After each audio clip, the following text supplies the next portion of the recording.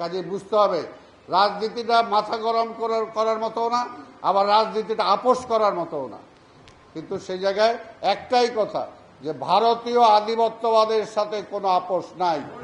এই জায়গাটা এক থাকতে হবে, কারণ তারা আমাদেরকে স্বাধীনতা এতগুলো বছর পরে তারা আমাদেরকে দেশ হিসাবে দাঁড়াতে দিতে চায় নাই।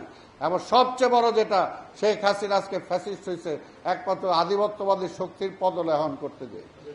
আমরা দেশের প্রধানমন্ত্রী হই আর ও দেশের মুখ্যমন্ত্রী হয়। কাজে এইখানে আওয়ামী লীগের সাথে অনেকে বিএনপির মিলাইতে চান, বা এটা বিএনপির সংগঠন না, তবু আমি বলতেছি যেহেতু আমি দলটা করি, কাজে পার্থক্যটা আজকে খুঁজতে হবে।